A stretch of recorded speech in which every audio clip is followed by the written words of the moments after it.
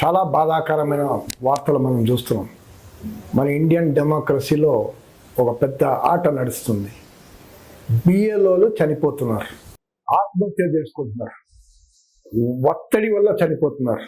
16 మంది Maharashtra, MP, UP, west Bengal, తమిళనాడులో చనిపోయారు. కేరళలో కూడా ఆ రకంగా ఎఫెక్ట్ ఉంది. ఆత్మహత్య ప్రయత్నాలు కూడా చేస్తున్నారు. చీఫ్ ఎలక్షన్ కమిషన్ ముందు మొర పెట్టుకుంటున్నారు, బాబు మాకు డెడ్ లైన్ టైం పెంచండి అని, మా పని ఒత్తిడిని తగ్గించండి అని. ఏంటి ఈ బిఎల్ఓలు? ఈ బిఎల్ఓలు ఏంటి? వీళ్ళ ఆత్మహత్య, వీళ్ళు చదవడం ఏంటి? రైతుల ఆత్మహత్య మనం విన్నాం. ఇప్పుడు బిఎల్ఓ అంటే బూత్ లెవెల్ ఆఫీసర్స్. అంటే 1000 మందికి ఒక బూత్ లెవెల్ ఆఫీసర్ అనేది నిర్ణయిస్తారు. ఆయన లోకల్ అంగన్వాడీ ఉంటాడు, లేకపోతే టీచర్ ఉంటారు. వీళ్ళ డ్యూటీ ఏంటంటే ఇంటింటి వెళ్ళాలి, ఫార్మ్స్ ఇవ్వాలి. అక్కడ కాబోయే ఓటర్స్కి ఫార్మ్స్ ఇచ్చి వాళ్ళందరూ మళ్ళీ ఫిలప్ చేసిన తర్వాత మళ్ళీ పోయి కలెక్ట్ చేసుకోవాలి. తర్వాత యాప్లో ఫీడ్ చేసుకోవాలి. మిస్ మ్యాచ్ అయిందా చూడాలి. పాత రికార్డ్స్తో హెల్ప్ డెస్క్ మెయింటైన్ చేయాలి. జనాలు వస్తుంటారు, వాళ్ళ కంప్లైంట్స్, వాళ్ళకి డౌట్స్ చెప్పడానికి, అవన్నీ నువ్వు క్లారిఫై చేయాలి. మరి వీళ్ళందరికీ ట్రైనింగ్ లేదు, ఆన్లైన్ నాలెడ్జ్ కూడా ఉండదు, కానీ వీళ్ళు ఇవన్నీ చేయాలి. అడిషనల్ డ్యూటీస్, నార్మల్ డ్యూటీస్ చేస్తుంటూ ఇది చేయాలి. వాళ్ళు ఏమైనా డిలే అయితే ఎఫ్ఐఆర్, ఉద్యోగం పోయింది, సస్పెన్షన్.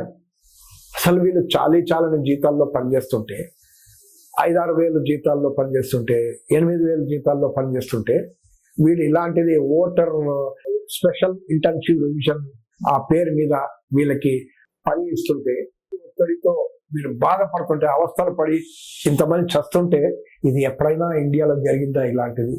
ఇప్పుడు ఓటర్స్ ఉంటారా లేదా, వాళ్ళు ఇచ్చారా లేదా, ఇవన్నీ ఆయన ఎన్ష్యూర్ చేసుకోవాలి. ఎట్లా అవుతుంది? పెళ్ళిళ్ళకి వెళ్తారు, లేదంటే ఏదో పని మీద వెళ్తాడు, ఓటర్ ఉండడు, ఇంట్లో తాళం ఉంటుంది, మళ్ళీ వెళ్ళాలి. మళ్ళీ వెళ్తే ఉండరు, మళ్ళీ వెళ్ళాలి, మళ్ళీ వస్తాడు, ఫార్మ్స్ ఇస్తారు, మళ్ళీ ఆయన వెళ్తాడు డ్యూటీకి, మళ్ళీ ఫార్మ్స్ ఇచ్చారా లేదా ఎన్ష్యూర్ చేయాలి. అరే ఎంత పెద్ద జాబ్ అండి! సిటిజన్స్కి ఎంత ప్రాబ్లమో పౌరులకి, వీళ్ళు కూడా అంతే పెద్ద సమస్య ఉంది. ఇప్పుడు వీళ్ళ డిమాండ్ ఏంటంటే, బిఎల్ఓస్ అసోసియేషన్ మాకు డెడ్ లైన్ టైం ఎక్స్టెండ్ చేయండి. 7th ఫిబ్రవరి లోపల అన్ని ప్రాసెస్ అయిపోవాలి, డ్రాఫ్ట్ అయిపోవాలి, ఫైనల్ అయిపోవాలి. ఇవన్నీ మీరు ఏదైతే ప్రాసెస్ పెట్టారో ఇది లేదు. ఇప్పుడు డ్రాఫ్ట్ రోల్స్ ఇప్పుడు 1 month లో పెట్టాలి, మళ్ళీ తర్వాత ఫైనల్ రోల్స్ పెట్టాలి, అపీలు, ఇవన్నీ ఉంటుంది ఈ ప్రాసెస్. మనం చూసాం బీహార్లో ఎంత గందరగోళాలు జరిగినాయి. 40 లక్షల మంది ఓట్లు గల్లంతు. నిజమైన ఓటర్స్ కూడా ఉండొచ్చు. వాళ్ళు తీర్చాలంటే 10 రోజులు అపీల్, 10 రోజుల్లో మీరు వచ్చి తీర్చాలని, నేను నా ఓట్లు పోయిందని. మాజీ చీఫ్ ఎలక్షన్ కమిషనర్ చెప్తున్నారు, బాబు ఇది స్మూత్ ప్రాసెస్ గా చేయండి, అంతేగాని హడావిడి వద్దు. ఎక్కడ ఉంటున్నారు జనాలు? ఇక్కడే ఉన్నారు. ఈరోజు 28th November మీరు చూడండి, చాలా క్లారిటీ ఉంటుంది. ఓటర్స్ డ్యూటీ ఏంటి? ఓటర్స్ కి ఎన్యూమరేషన్ ఫార్మ్స్ ఇస్తారు, ఆ ఎన్యూమరేషన్ ఫార్మ్స్ ఫిల్అప్ చేయాలి. 2002-2005 లో ఏదైతే ఎలక్షన్ రోల్స్ ఉన్నాయో లిస్ట్, దాంతో మ్యాచ్ అవ్వాలి. మిస్ మ్యాచ్ అయితే ప్రాబ్లం. మరి ఓటర్ కాదు, మరి మిస్ మ్యాచ్ అయితే నేను డేట్ ఆఫ్ బర్త్ తప్పి చెప్పి ఉంటాను, ఏదో పేరు స్పెల్లింగ్ మిస్టేక్ అయి ఉంటాను, ఏదో చెప్పి ఉంటాను, అంటే ఇవన్నీ మిస్ మ్యాచ్ అవుతుంది. మిస్ మ్యాచ్ అయితే ఐఎమ్ నాట్ ఎ సిటిజనా, నేను ఈ ఇంట్లో 50 సంవత్సరాలు ఉన్నాను, కానీ నేను ఓటర్ కాదు. అదే డిక్లేర్ చేస్తాను. ఈ స్పెషల్ ఇంటెన్సివ్ రివిజన్ పేరు మీద ఈ రకంగా ఓటర్స్ కి నంబర్ ఆఫ్ ఫార్మ్స్ అని ఫిల్అప్ చేయాలి. ఇక్కడనే అవుతుంది. ఎంతమంది లిటరేట్స్కే కష్టం ఫార్మ్స్ ఫిల్అప్ చేయాలంటే. ఈ సేవలపై మనం చేసుకుంటాం, ఎంత నాలెడ్జ్ ఉన్నా కానీ. ఆర్డినరీ పీపుల్ వాళ్ళు ఫార్మ్స్ ఫిల్అప్ చేసి ఆ డీటెయిల్స్, సర్టిఫికేట్స్, డేట్ అన్ని పెట్టాలంట. బీహార్లో అయితే దారుణం కదని మనం చూసాం. అసలు ఆధార్ సర్టిఫికేట్ పెడితే సరిపోదంట, 11 డాక్యుమెంట్స్ ఇవ్వాలంట to prove that you are a voter, you are citizen. దాంట్లో మీ తల్లి తండ్రులు వాళ్ళ మ్యారేజ్ సర్టిఫికేట్ కూడా పెట్టాలంట, వాళ్ళు ఎక్కడ మ్యారేజ్ చేసుకున్నారు, ఎక్కడ వెళ్ళేది. అంటే ఎంత దారుణం అండి! ఈరోజు మ్యారేజ్ డేటే తెలియని వాళ్ళు చాలా మంది ఉంటారు. వాళ్ళు మ్యారేజ్ సర్టిఫికేట్లు కావాలంటే ఎట్లా అవుతుంది? ఇండియాలో ఎక్కడ ఉంది మ్యారేజ్ సర్టిఫికేట్లు? ఈ ప్రాసెస్ సుప్రీంకోర్టు వచ్చి లేదా ఆధార్తో చేయండి అని జోక్యం చేసుకొని చేస్తే కొంత ఓట. కానీ ఇప్పుడు రెసిడెంట్ ఓటర్, ఇప్పుడు నార్మల్ రూల్, ఎలక్షన్ కమిషనర్ కానీ, సుప్రీంకోర్టు కానీ, మీరు కానీ, మేము కానీ ఆల్రెడీ ఏమనుకుంటాం, నార్మల్ గా మేము ఇంట్లో ఉన్నామని బై డిఫాల్ట్ ఆయన ఓటర్, అంతే కదా. నేను ప్రూవ్ చేయాల్సిన అవసరం లేదు, ఆయన ఓటర్ అండి, నేను ఇన్నాళ్ళు ఇక్కడ ఉన్నాను, ఆయన ఓటర్. కానీ మీరు ఇప్పుడు ప్రూవ్ చేయాలంటారు, ఓల్డ్ రికార్డ్స్ తో మ్యాచ్ అవ్వాలంట. ఎంత రిస్క్ అండి! చాలా మంది ఓటర్స్ కూడా ఓట్లు పోయే అవకాశాలు ఉన్నాయి. ఇప్పుడు ఒక అమ్మాయి పెళ్ళై వచ్చింది, ఒక భార్య ఇంటికి 2005 తర్వాత ఆమె పేరు ఉండదు రికార్డ్స్ లో. ఇప్పుడు నమోదు చేయాలి కదా, ఆ రికార్డ్స్ లో మ్యాచ్ కావలేదు కాబట్టి మీరు తీసేస్తారా? మైగ్రెంట్స్ ఉంటారు, నేను కొద్ది రోజుల కోసం బయట వెళ్తున్నాను పని చేయడానికి, కానీ నేను ఇక్కడే నివాసిస్తుంది, కానీ బయట వెళ్తున్నాను పని చేయడానికి. అదే రకంగా బయట వెళ్ళి బయట ఉన్నవాడు ఇక్కడ వచ్చి పని చేస్తాడు. మరి ఏంటి, ఎవరిని మీరు ఎట్లా తేల్చాలి?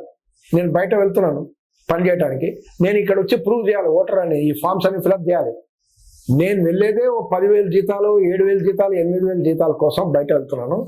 నేను వచ్చి ఇక్కడ ఫామ్స్ ఫిలప్ చేసి మిమ్మల్ని ప్రూవ్ చేయాలి, 11 ఇన్ని సర్టిఫికేట్స్ ఇస్తూ ప్రూవ్ చేయాలి. నేను నా పేరు వచ్చేటట్టు నేను చేయాలి.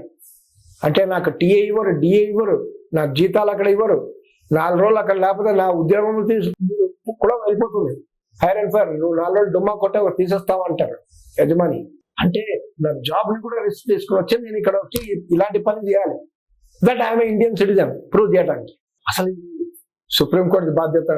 ఇప్పుడు డెమోక్రసీ, నార్మల్ డెమోక్రసీ ఇండియాలో ఉంటుందా లేదా అనేది సిఈసి, సుప్రీంకోర్టు ఈరోజు తేల్చాల్సిన అవసరం ఉంది.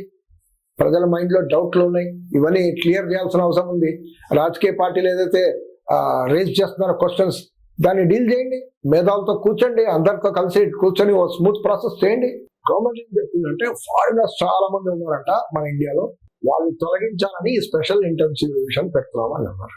అదే దాన్ని డీల్ చేయడానికి మీ ఫారినర్స్ యాక్ట్ ఉంది, సిటిజన్షిప్ యాక్ట్ ఉంది, చాలా చట్టాలు ఉన్నాయి అవి తేల్చడానికి. కానీ మీరు ఇప్పుడు కోట్లాది మంది భారతీయ ప్రజల్ని, పౌరుల్ని ప్రూవ్ చేయమంటున్నారు. మేము ప్రూవ్ చేయకపోతే, అంటే నేను ఇంట్లో లేను, పెళ్లిళ్ళకి వెళ్ళాను, పండగలకు వెళ్ళాను, నేను ఊర్లో ఇంట్లో తాళం ఉంది, అరే ఎన్ని పరిస్థితులు చూడాలి. అందరు స్థిరంగా ఉంటారా అక్కడ? 100%. ఓ సిటీలో కానీ, ఓ టౌన్లో కానీ, ఓ మున్సిపాలిటీలో కానీ అందరు స్థిరంగా ఉంటారా? పోవడం రావడం, మైగ్రేషన్ ఉంటున్నాడు. పక్క ఊరికి వెళ్తాం మైగ్రేషన్కి, పక్క జిల్లాలకు వెళ్తాం, పక్క రాష్ట్రానికి వెళ్తాం పనిచేయడానికి, ఇంటర్వ్యూకి వెళ్తాం. చాలా సమస్యలు ఉంటాయి, హెల్త్ ప్రాబ్లమ్స్ ఉంటాయి, హాస్పిటల్లోనే పడి ఉంటాం. హాస్పిటల్లో హెల్త్ ప్రాబ్లమ్ చూసుకుంటామా, ఇక్కడ ఓటర్ నెంబర్ చూసుకుంటామా? అంటే ఈ సమస్యలు ఒడిదుడుకులు ఫేస్ చేయాలి భారతీయ ఓటర్లు and prove that I'm a Indian citizen. ఎంత దారుణం అండి! ఈ రకంగా ఇలాంటి పని చేయడానికి ఎంత బిఎల్ఓని వాడుతున్నారో, ఆ బిఎల్ఓలు మానసిక ఒత్తిడితో 5 సూసైడ్ చేసుకున్నారు. మిగతా వాళ్ళు ఒత్తిడితో, పని ఒత్తిడితో, హెల్త్ కారణాల వల్ల చనిపోవడం చూసాం. ఇది చాలా అత్యంత దారుణం, బాధాకరం. ఇప్పుడైనా సిఈసి దాన్ని సరిదిద్దాల్సిన అవసరం ఉంది. ఈ డెడ్ లైన్ ని ఎక్స్టెండ్ చేయాలి, స్మూత్ గా జరగని ప్రాసెస్. అర్జెంట్ ఇవాళ రేపు చేయాలంటే ఇవన్నీ కష్టం. ప్లస్ వాళ్ళకి ట్రైనింగ్ కూడా లేదు. ఆన్లైన్ మీ బ్రాడ్బ్యాండ్ మనకు తెలుసు, ఇంట్లో కూర్చొని సిస్టమ్ లో బ్రాడ్బ్యాండ్ ఎంత పనిచేస్తుంది, ఎంత సర్వర్ల ఆఫీసులలో, సెంట్రల్ గవర్నమెంట్, స్టేట్ గవర్నమెంట్ ఆఫీసులో కంప్యూటర్లే హ్యాంగ్ అవుతుంటాయి. అలాంటిది వీళ్ళకి మొబైల్ ఇస్తూ మొబైల్లో ఇవన్నీ చేయమంటే ఎక్కడ అవుతుందండి? సో ఈ ప్రాసెస్ ని చాలా సిస్టమేటిక్ గా చేయాలి. సుప్రీంకోర్టు, సిఈసి, పొలిటికల్ పార్టీలు, మేధావులు, సిటిజన్స్ వీళ్ళందరూ కూర్చొని ప్రాసెస్ ని డిసైడ్ చేసి ఆ రకంగా ముందుకు పోవాలని కోరుతాం.